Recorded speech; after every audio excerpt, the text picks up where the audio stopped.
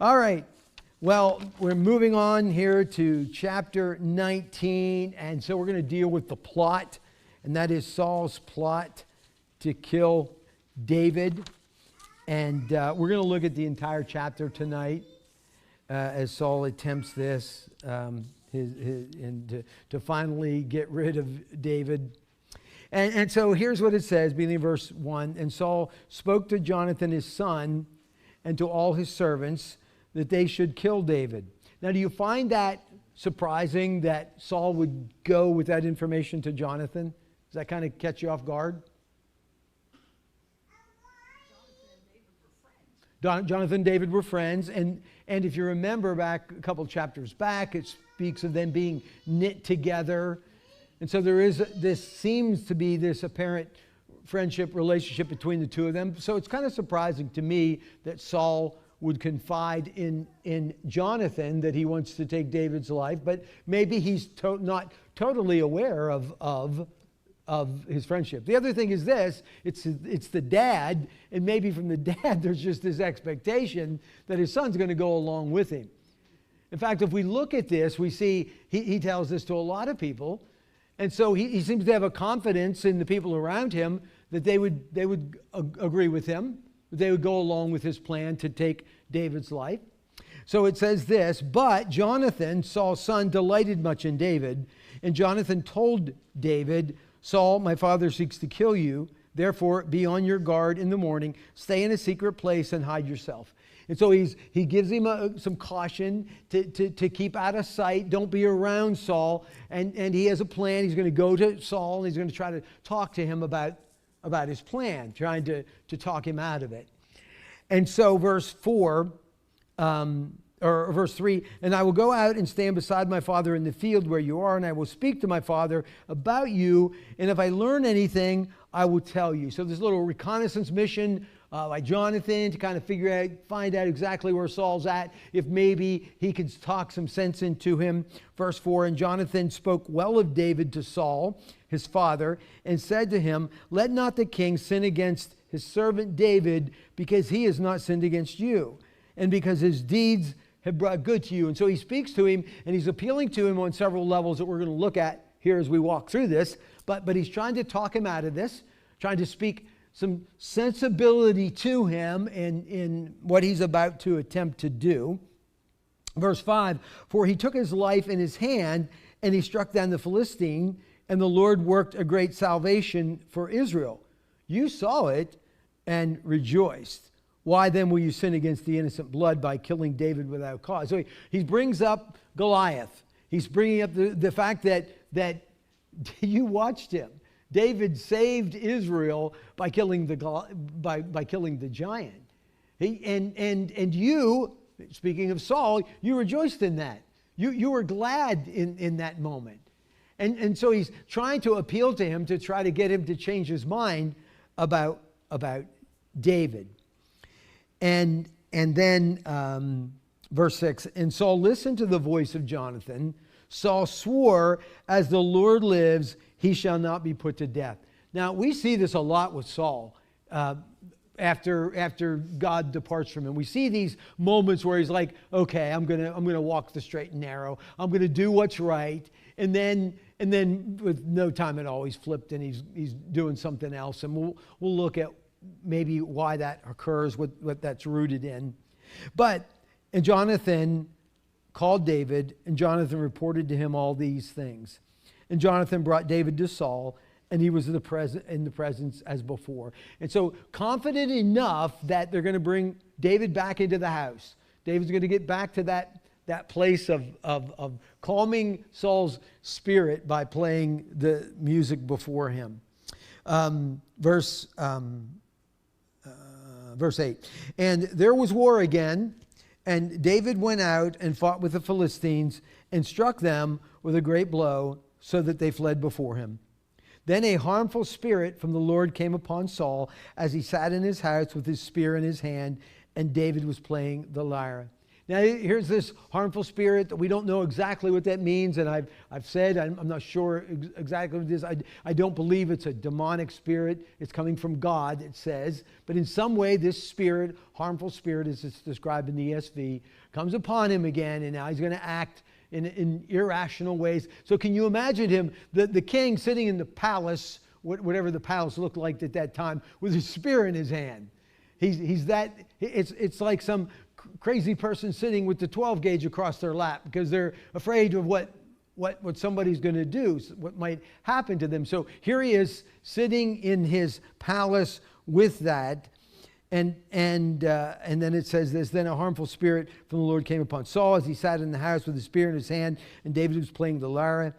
And Saul sought to pin David to the wall with the spear, but he eluded Saul so that he struck the spear into the wall, and David fled and escaped that night. Back to that same old thing of trying to hit him with the spear, throw it across the room and nail him. He has gone away from that idea of I'm going to send David out to battle in hopes that he'll be killed to, I guess I'm just going to have to do this myself, is really his thinking at this point. Why? Why do you think that has happened? What isn't working? Yeah, he's not dead yet. It's not working. Every time what happens when he sends him out to battle? Well, there's a bunch of murmurs there. Murmur. What happens? David gains victory. David wins, and also what else happens? Saul's pushed down a little bit further. Yeah, and David becomes more famous, more beloved. Everything that he does to bring David down simply exalts David.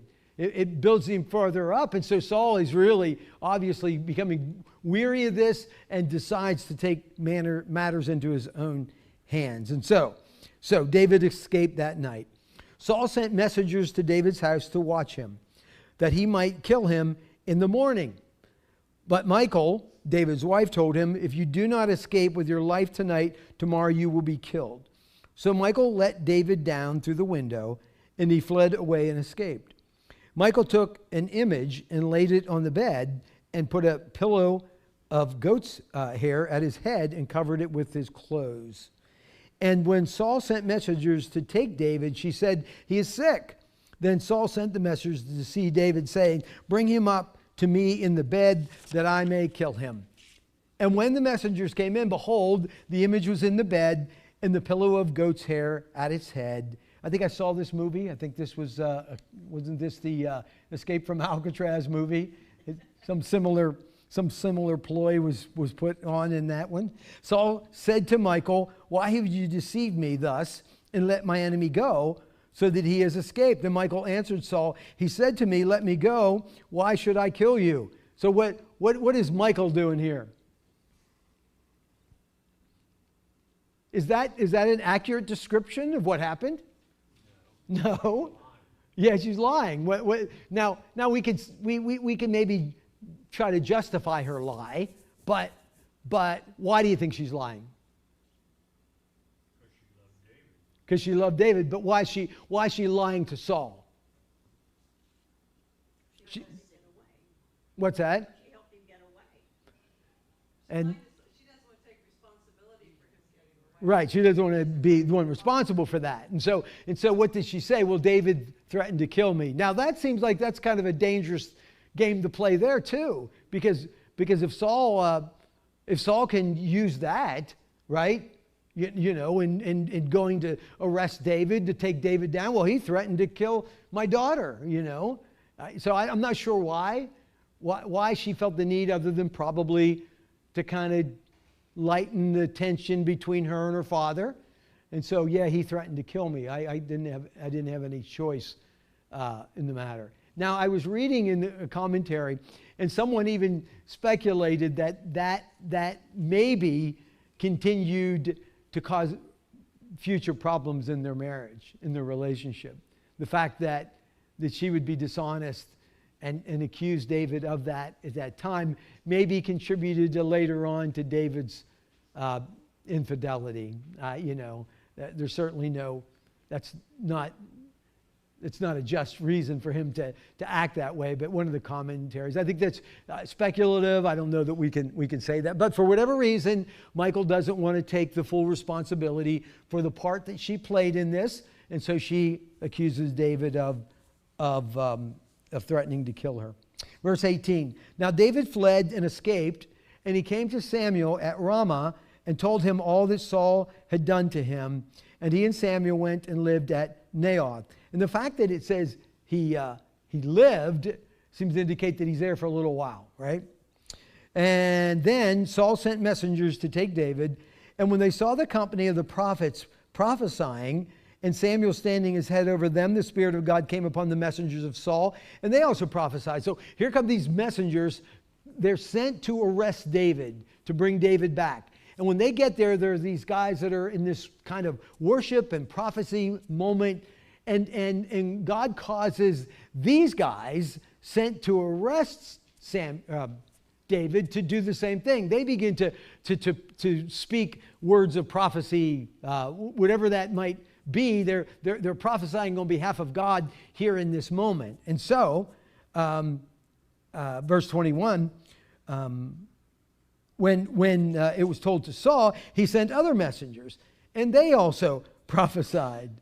And Saul sent messengers again the third time, and they also prophesied. So 3 different times he sends these groups of people. They're called messengers, but they're really essentially sent to arrest David, to bring him back. And every one of them get involved in the worship session that's going on. Every one of them begin to prophesy in this manner. Now, why God is doing that, we don't really know, but we obviously know God's doing this. God is causing this to happen. And so, what do you do then? Well, verse 22, then he himself went to Ramah and came to the great wall that was in Secu. And he asked, where are Samuel and David? And one said, behold, they are at Naioth in Ramah. And he went there to Naioth in Ramah, and the Spirit of God came upon him also. And as he went, he prophesied until he came to Naioth in Ramah. So even Saul himself, he's the 4th individual or group that has gone to accomplish this task, to bring David in. And he ends up in the same way prophesying before God. And 24 then says, and he too stripped off his clothes. And he too prophesied before Samuel, and lay naked all that day, all that night. Thus it is said, is Saul among the prophets. Now, what eventually has happened to Saul here is he is gone. He is, if I can use the term, he is hell-bent on accomplishing this, to the point where 3 groups of people are sent, and when it fails, he himself goes to accomplish it himself. Every one of them ends up at the same place, but him, it seems even worse. What has really, with him, what's the case now? I mean, this description of him lying naked on the ground, he went to show his superiority. He went to show that he's the king, to take care of David, and what has occurred at this point? I couldn't hear. We had a couple. What were you saying, Mom? I think he flipped out. Oh, he flipped out. I don't know that he flipped out as much as God has kind of orchestrated this flip out. But would you say now that has he exalted himself any? Has he lifted himself up at all in this whole process? No. What actually has happened? I would say he was humiliated to the degree that now he lays naked on the ground here, in the presence of David in some respect. And so even this attempt at taking control, of maintaining his rule, he becomes even less. He's humiliated all the more.